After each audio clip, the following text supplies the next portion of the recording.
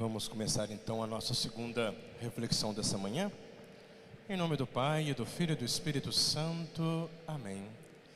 Graças e louvores se deem a todo momento. Ave Maria, cheia de graça, o Senhor é convosco. Bendita sois vós entre as mulheres.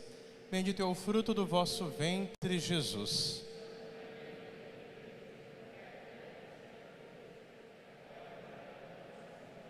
São João Maria Vianney, São João Paulo II, em nome do Pai, do Filho e do Espírito Santo. Amém.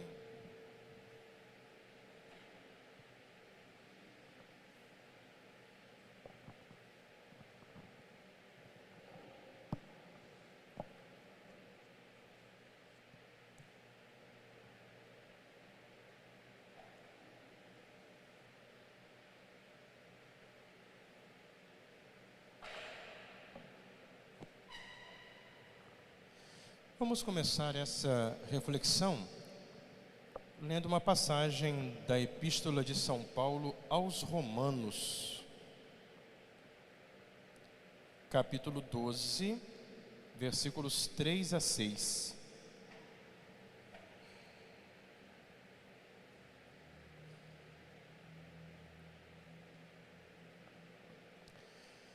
Então, o que diz São Paulo?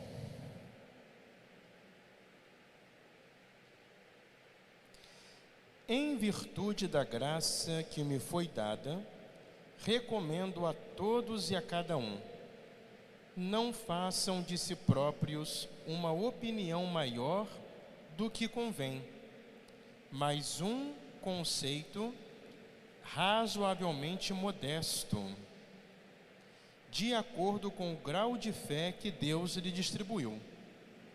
Pois como em um só corpo temos muitos membros, e cada um dos nossos membros tem diferente função, assim nós, embora sejamos muitos, formamos um só corpo em Cristo, e cada um de nós é membro um do outro.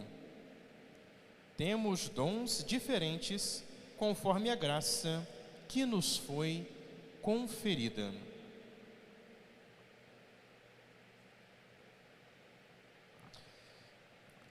Esse retiro nosso, estamos então meditando, tendo como palavra que nos guia, essa palavra de São João Paulo II. Nós temos que fazer da santidade a primeira prioridade da igreja hoje.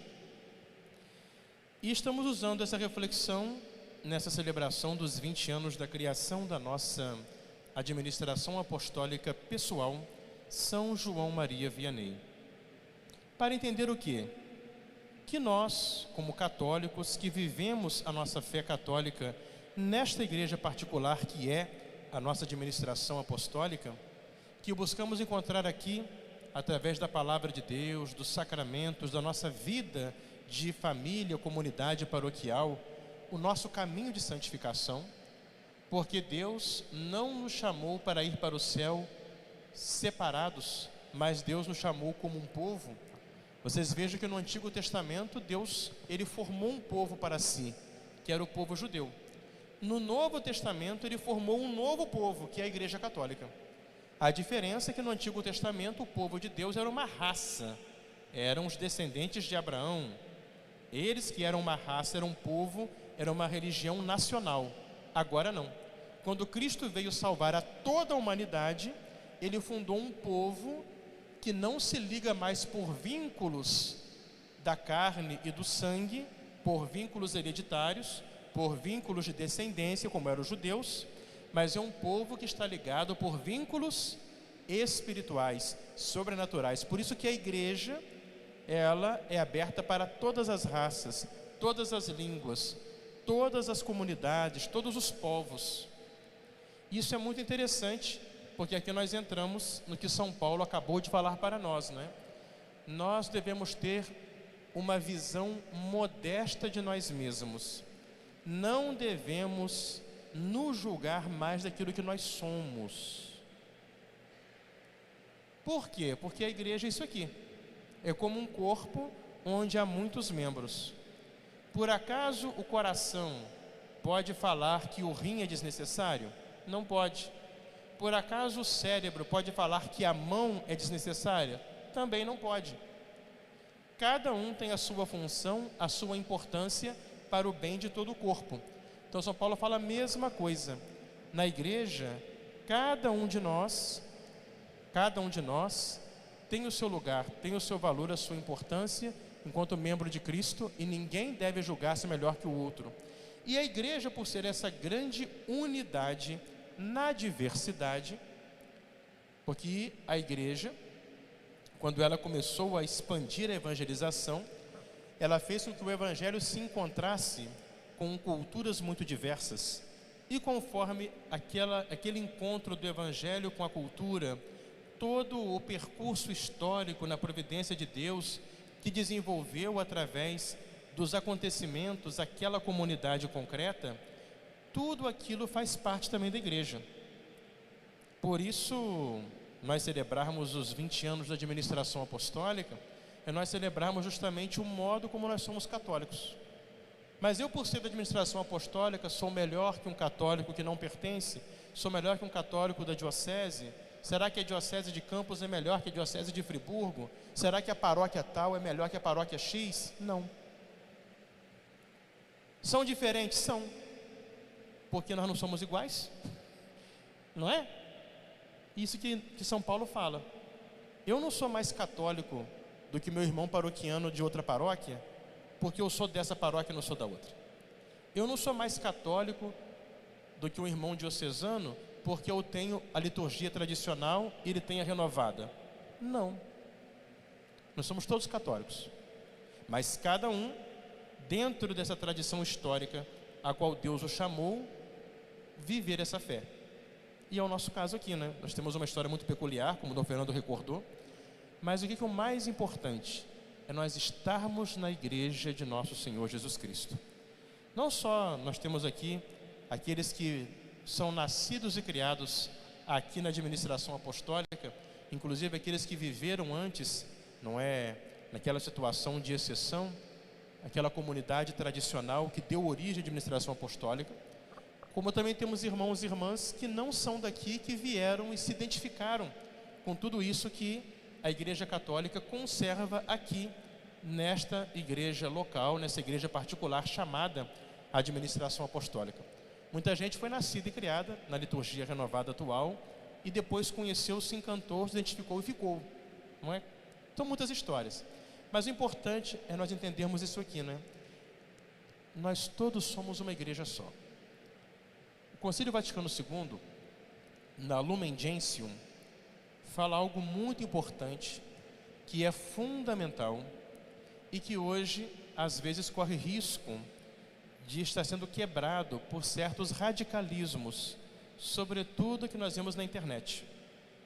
Hoje, todo mundo se acha dono da verdade, critica todo mundo, e muitas vezes a pessoa interpreta do seu jeito a sua religião, inclusive os católicos, e se levantam contra o Papa, contra a igreja. E isso acontece às vezes muito nos meios tradicionais. Infelizmente nós temos grupos fora da igreja católica que conservam a liturgia igual a nossa, mas estão fora da igreja católica. Tem que ter muito cuidado com isso.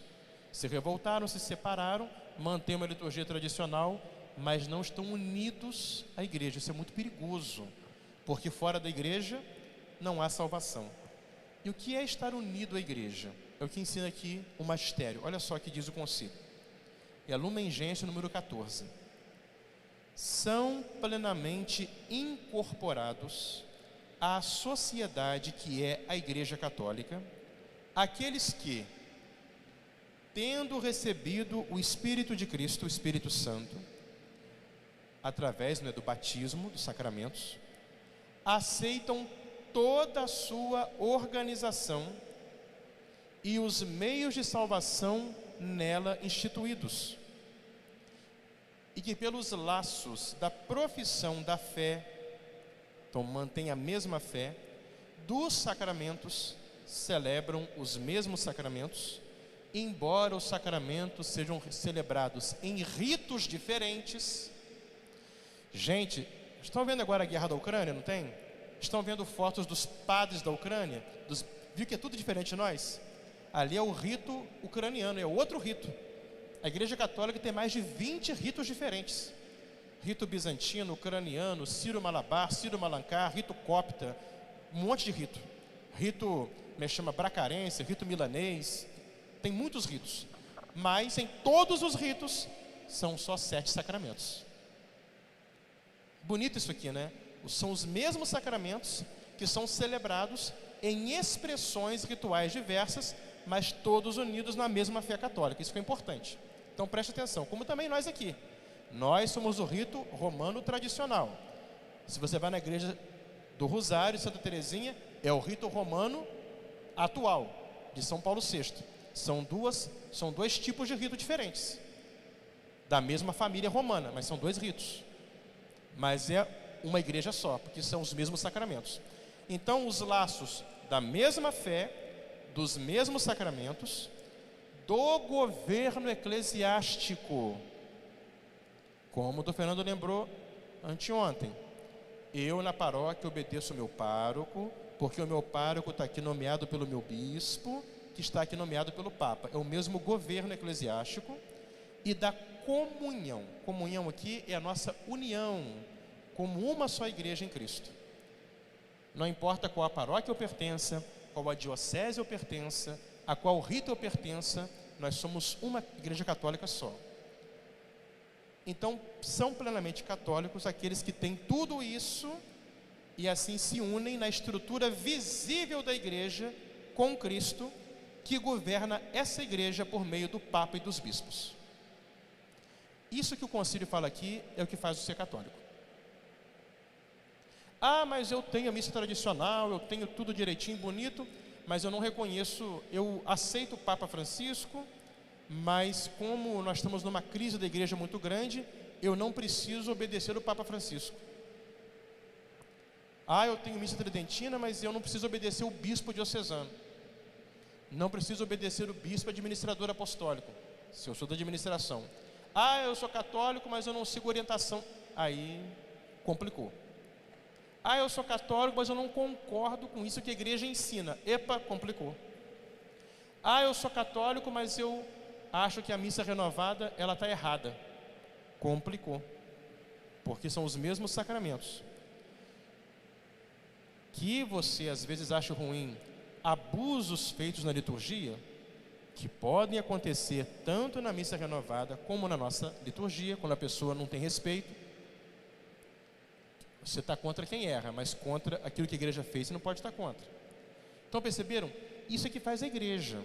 É o mesmo governo. Quando eu falo mesmo governo, não é eu falar que eu aceito o Papa e faço o que eu quero, não. Eu aceito, acato, obedeço, e o que o Papa orienta eu faço, eu cumpro direitinho. Agora, procurem saber o que o Papa diz, e não aquilo que a mídia diz que o Papa está dizendo.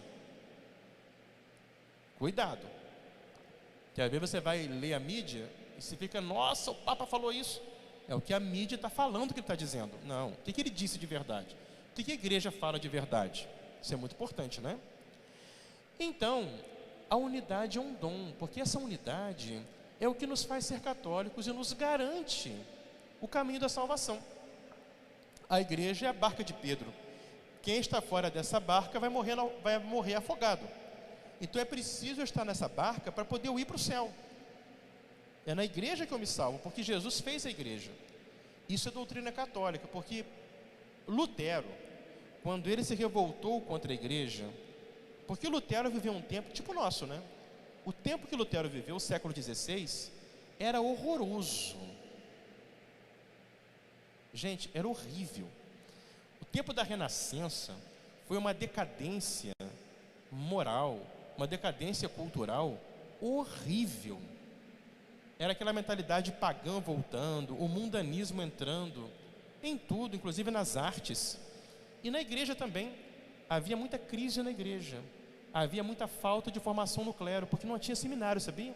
Os seminários foram criados no século XVI, com o Concílio de Trento, para remediar a falta de formação dos padres.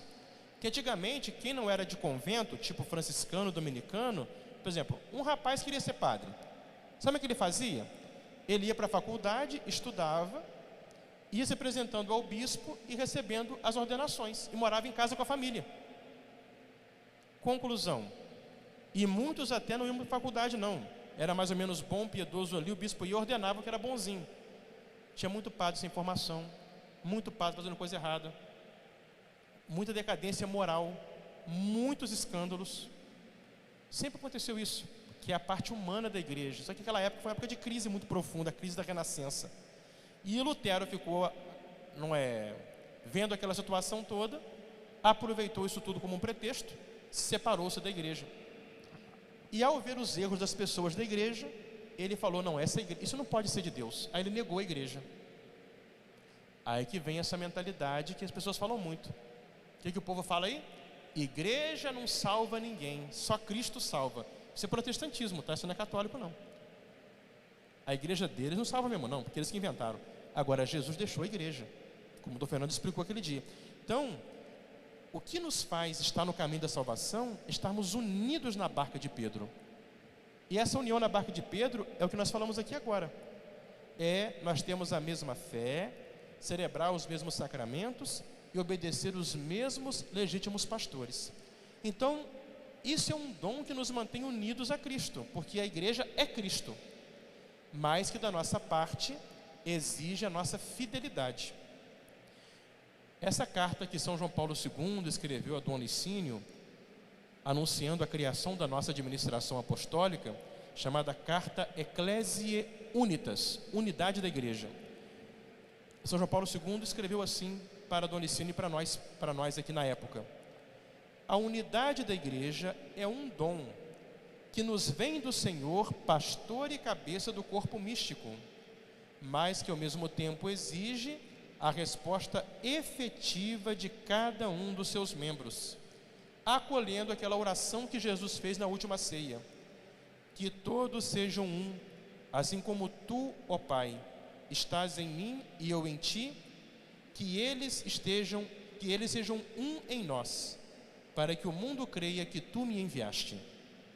João 17, 21. É a chamada oração sacerdotal de Cristo. Então Nosso Senhor, antes de morrer, Ele rezou pela unidade, que todos sejam um. Assim como eu e tu, ó Pai, somos um, que eles sejam um em nós, porque a igreja é Cristo. Só que Cristo governa a igreja através da hierarquia visível, Papa e bispos. E o bispo tem a cooperação dos sacerdotes, mas o Papa e o bispo que governam a igreja. Então, se eu estou nessa comunhão visível, e tem que ser uma coisa visível, verdadeira. Eu não posso falar que eu sou católico, aceito a doutrina católica e não tenho obediência ao que a hierarquia manda. Aí está tudo errado. Então, São João Paulo II lembra, é uma adesão, uma resposta efetiva. É um dom que Cristo oferece, que eu tenho que acolher de verdade, para buscar viver essa unidade. E assim, a igreja tem uma missão no mundo. O decreto pelo qual foi erigida a nossa administração apostólica chama-se Decreto Animarum Bonum, o bem das almas. Porque no dia de Natal, 25 de dezembro de 2001, São João Paulo II assinou a resposta a Dom Licínio e a nós padres, na qual ele prometeu a criação da administração apostólica. Em 18 de janeiro de 2002, então há 20 anos atrás, o cardeal veio como legado do Papa com o documento canônico pelo qual foi erigida oficialmente a administração apostólica. Então a carta de São João Paulo II chama-se Ecclesiae Unitas, unidade da igreja. O documento pelo qual foi erigida a administração apostólica, onde estão os nossos direitos na igreja católica, é chamado de Animarum Bonum, o bem das almas. É nesse documento, por exemplo, que fala que nós temos o bispo, as paróquias, o clero, o povo, e temos como a faculdade de celebrar como nosso rito o rito antigo. É uma garantia que está na nossa Constituição pelo direito da igreja. Nesse documento, o que a igreja fala para nós? O bem das almas é a suprema lei e o fim da igreja. A igreja existe para salvar as almas, a qual, pela vontade de Deus, deve salvar os homens na unidade de uma aliança de um novo povo, constituído em seu sangue. Jesus, quando ele começou a pregar, ele não chamou as pessoas individualmente.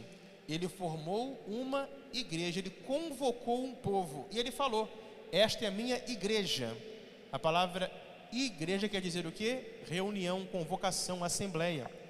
Então a igreja é a reunião daqueles que Cristo chama, pela graça, pelos sacramentos, pela palavra e pela obediência a Ele na pessoa dos seus representantes. Então a missão da igreja é salvar formando essa comunidade, pois o Cristo Jesus deu a sua vida para reunir todos os homens em uma só família. Essa palavra está em São João, capítulo 11, versículo 52. É uma passagem muito bonita essa de São João. Nosso Senhor está falando aqui, 11:52.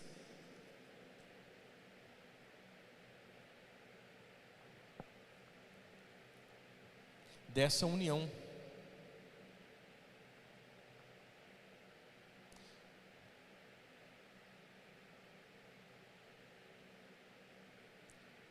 Nosso Senhor fala, não é, que houve, São João está narrando que houve uma conspiração contra Jesus.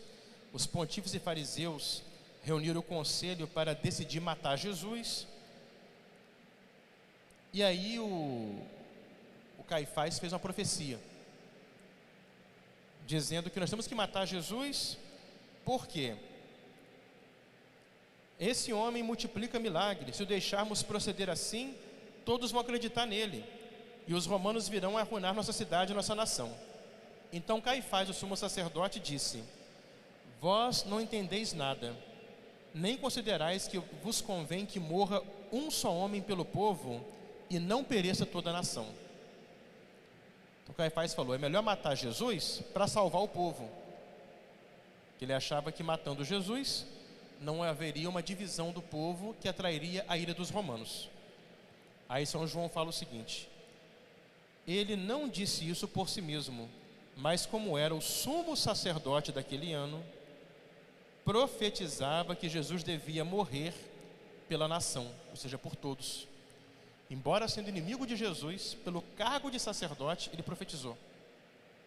Então ele devia morrer pela nação, e não somente pela nação, mas também para que fossem reconduzidos à unidade os filhos de Deus dispersos.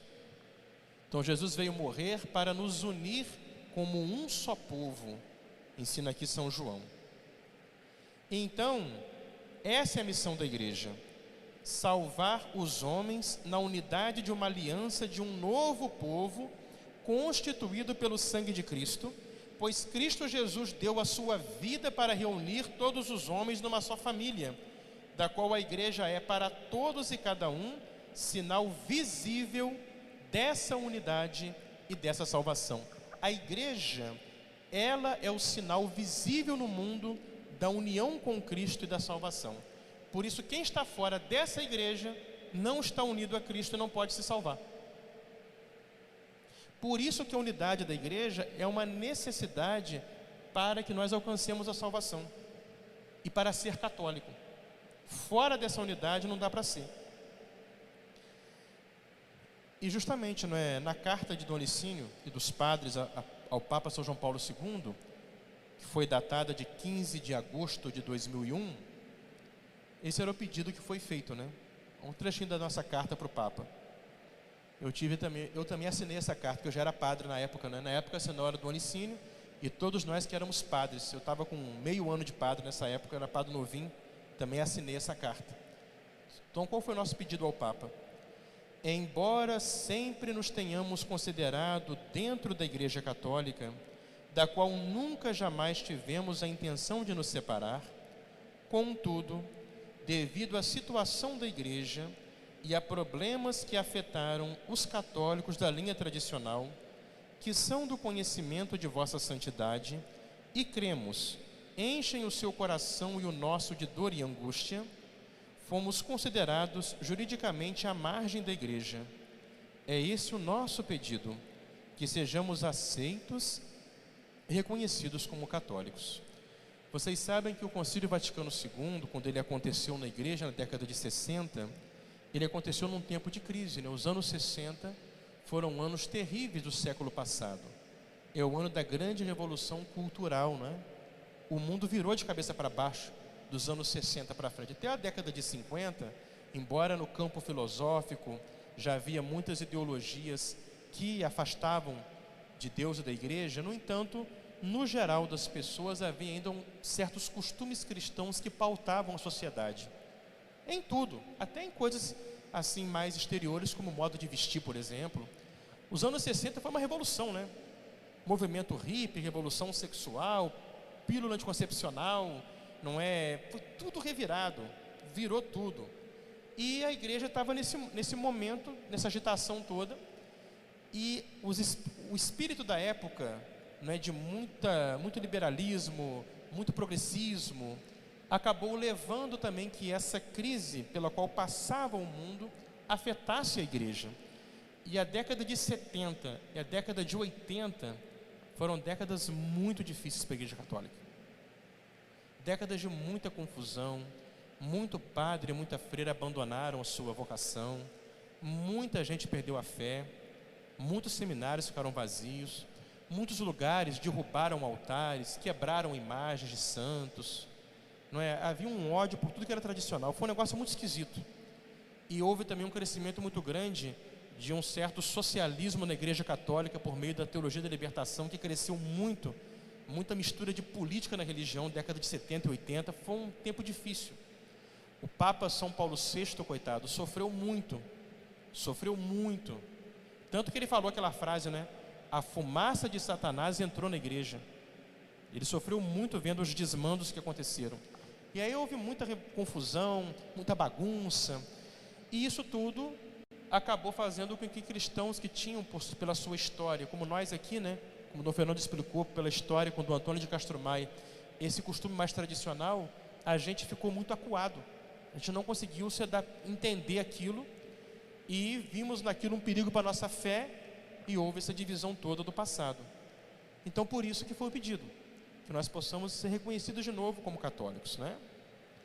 E nós pedimos isso por quê? Agora um outro trecho da carta. Queremos oficialmente colaborar com vossa santidade na propagação da fé e da doutrina católica, no zelo pela honra da Santa Igreja, que é um sinal, um estandarte levantado entre as nações. Que a igreja é isso. A igreja, ela levanta para o mundo o anúncio de Cristo. E no combate aos erros e heresias que tentam destruir a barca de Pedro, inutilmente, porque as portas do inferno não prevalecerão contra ela. E quando o Papa leu essa carta, e como o cardeal Castrilhon falou conosco, que o Papa chorou quando ele leu a carta, ele então na sua resposta falou: tomamos nota com viva alegria pastoral do vosso propósito de colaborar com a Sé de Pedro na propagação da fé e da doutrina católica, no zelo pela honra da Santa Igreja, que se ergue como sinal levantado entre as nações. Essa passagem de Isaías 11:2. E no combate aos que tentam destruir a barca de Pedro, inutilmente, porque as portas do inferno não prevalecerão contra ela. Ou seja, o Papa pegou o texto da nossa carta e reescreveu falando a mesma coisa para a gente. Você quer um acolhimento mais bonito e paternal do que esse? Por isso que Dom Fernando mandou pintar São João Paulo II ali, ó. A nossa igreja é toda simbólica, né? E a nossa história está pintada aqui. Isso aqui chama-se arco triunfal. Quando o nosso artista terminar a pintura, a gente vai editar um livro explicando a igreja todinha para colocar à venda na livraria. Um projeto de Dom Fernando e meu de fazer esse livro. Porque tudo aqui é simbólico. Tudo aqui é Dom Fernando que projetou essa igreja, tá? Cada pintura ele escolheu, cada coisa ele que pensou. Tudo é projeto dele. O arco triunfal aqui tem a igreja triunfante, padecente e militante. Tem o Pai Eterno no meio. Do lado de cá, Nossa Senhora e São José puxam a fila dos santos do Antigo Testamento. E são a transição, né? Que Nossa Senhora e São José são a passagem do Antigo para o Novo Testamento. Então temos os santos do Antigo Testamento. Do lado de cá nós temos santos do Novo Testamento lá em cima. especialmente de devoção nossa, temos São João Maria Vianney, São João Bosco, Santo Padre Pio, Santa Paulina, Santo Antônio Galvão, São Luís Gonzaga, São Tarcísio, São Pio V, São Pio X, estão pintados ali. Em cima dessa coluna que está São João Paulo II, tem uma alma saindo do purgatório. É um anjo tirando a alma do purgatório. É a igreja padecente. Então, a igreja triunfante, a igreja padecente. E nesse cantinho está São João Paulo II apontando para o nosso altar. Olha o altar da igreja, ele está pintado ali.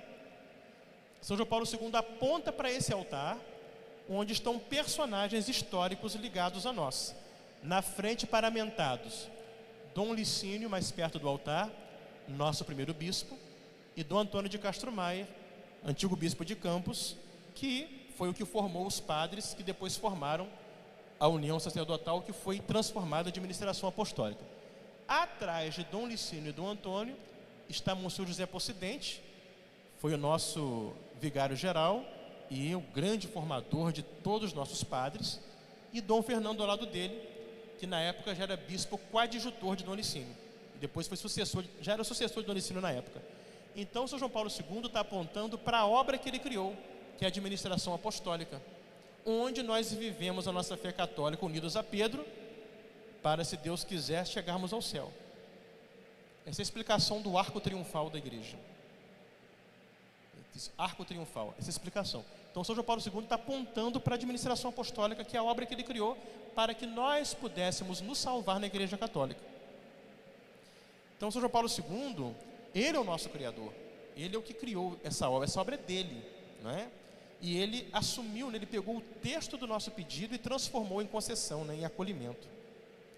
Então, o que diz o decreto Animarum Bonum, que erigiu a nossa administração apostólica canonicamente? Para receber na plena comunhão da Igreja Católica os membros da União São João Maria Vianney de Campos, no Brasil, o Sumo Pontífice João Paulo II quis reconhecer de direito a peculiaridade da União São João Maria Vianney. Isso é muito importante, ou seja, São João Paulo II nos reconhece como católicos, carregando toda a tradição, a história, a liturgia que nós temos. Então, participando aqui dessa paróquia, tendo essa adesão à liturgia tradicional, não é aos costumes tradicionais que nós mantemos aqui, que são fruto da nossa história. O que o Papa diz? Vocês são plenamente católicos e tudo que vocês fazem aí é para o bem e crescimento da Igreja Católica. Nós somos melhores do que outros que são diferentes de nós? Não, nós somos todos católicos. Só que esse é o nosso dom. Se é o nosso dom, é também a nossa responsabilidade de sermos fiéis, perseverarmos, amarmos essa nossa liturgia, cultivarmos os nossos valores, sermos fiéis a essa história. E isso passa também por detalhes, não é? Por exemplo, vocês veem, né, aqui na paróquia tem esse costume, né, da modéstia, de usar roupas mais modestas, as senhoras, mulheres usarem sempre saia, não usarem decote, usar o véu. Isso é coisa essencial? Não é essencial, mas é uma tradição ligada a essa identidade, a essa história, e é um valor que se conserva, porque isso é muito mais modesto para o culto de Deus. Ah, outro lugar. Aqui nós recebemos essa tradição, nós recebemos isso dos nossos antepassados, nós temos isso como algo que faz parte da nossa tradição, é um dom que nós recebemos, é uma responsabilidade que nós temos de manter. A nossa liturgia bem celebrada, a música sacra cultivada corretamente, não é como a igreja sempre pediu, de cultivar direitinho. Ah, mas outro lugar canta assim. Outro lugar canta assim, eles louvam a Deus assim, tá bom. Aqui é assim, a gente guarda assim porque é o que nós somos, a nossa identidade. Ah, mas eu não sou nascido e criado aqui.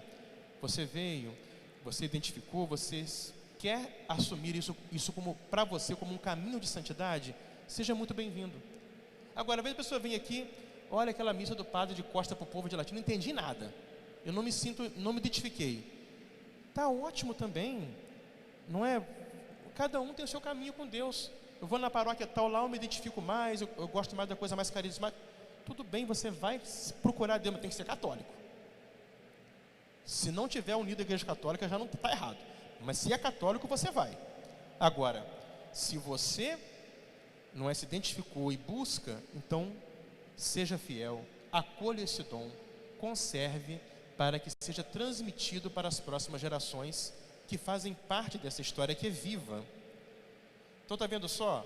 Então, para receber na plena comunhão da igreja, os membros dessa união São João Vianney, o Papa São João Paulo II quis reconhecer de direito a peculiaridade da união São João Maria Vianney, para que seus membros, devidamente inseridos no corpo da Igreja Católica, possam cooperar em comunhão com o sucessor de Pedro para a difusão do Evangelho.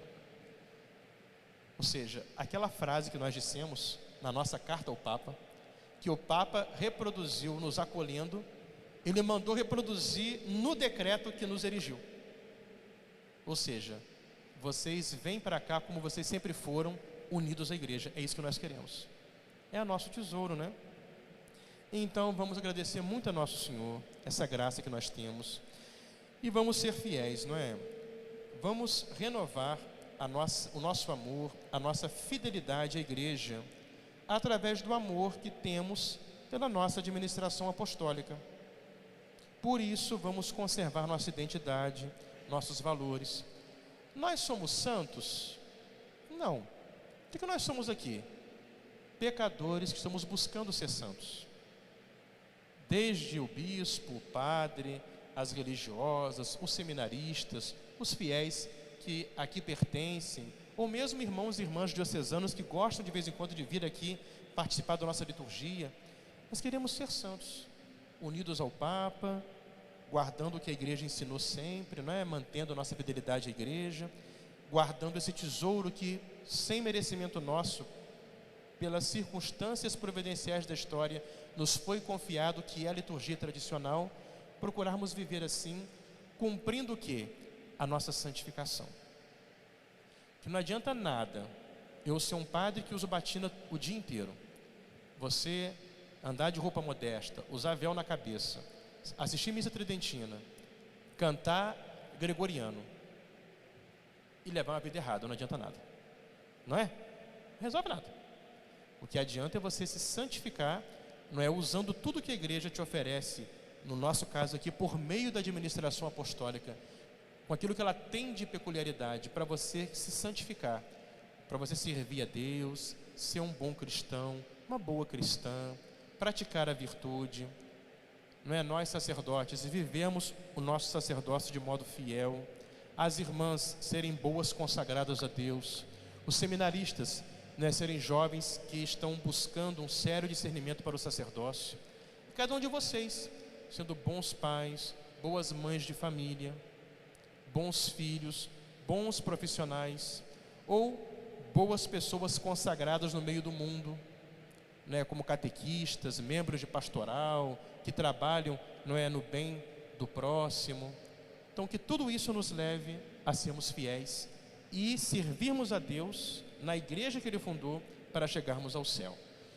Então, esse retiro é para isso também, esse ano, para a gente agradecer a Deus, renovar o nosso amor pela administração apostólica, na qual e pela qual estamos unidos à única Igreja Católica, a nosso respeito, reverência, obediência ao nosso bispo. Aqui é a nossa catedral, aqui está a cátedra do nosso bispo, né?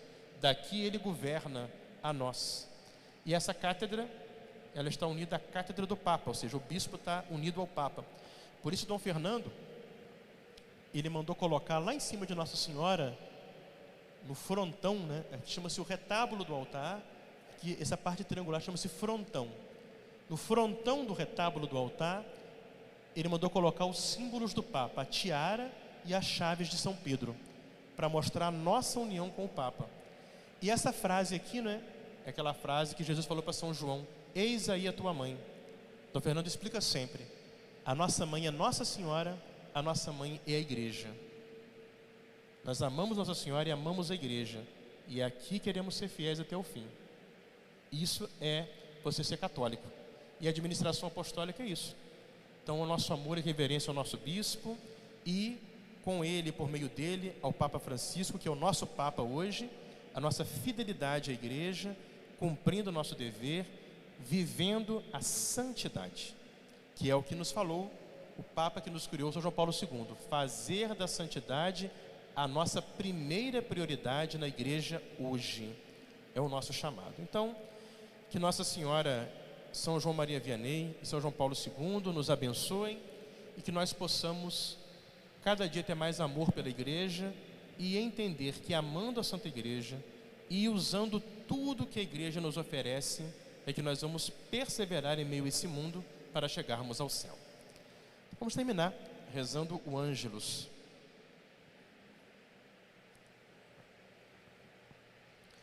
O anjo do Senhor anunciou a Maria: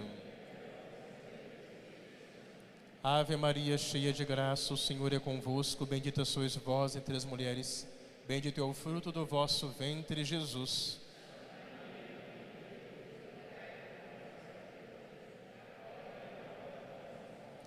Eis aqui a serva do Senhor. Ave Maria, cheia de graça, o Senhor é convosco, bendita sois vós entre as mulheres, bendito é o fruto do vosso ventre, Jesus.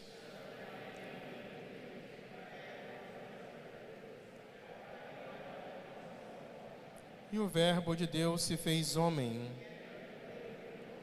Ave Maria, cheia de graça, o Senhor é convosco, bendita sois vós entre as mulheres, bendito é o fruto do vosso ventre, Jesus.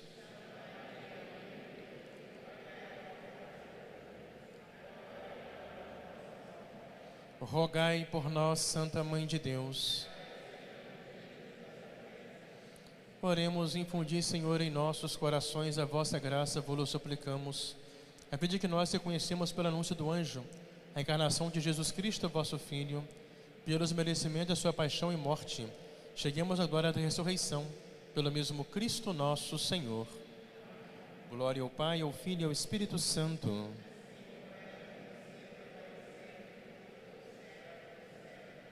Glória ao Pai, ao Filho e ao Espírito Santo.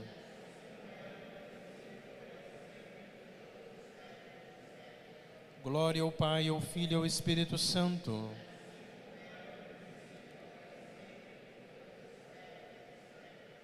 Santo anjo do Senhor, meu zeloso guardador, se a ti me confiou a piedade divina, sempre me rege, guarda, governa, ilumina. Amém. Graças e louvores se deem a todo momento. Em nome do Pai, do Filho e do Espírito Santo. Amém. Então, às 4h, retomamos o retiro. E hoje à tarde, Dom Fernando vai estar também à disposição para atender as pessoas ali na salinha anexa à capela do colégio. E eu, sempre das palestras, vou estar disponível ali no confessionário. Louvado seja nosso Senhor Jesus Cristo.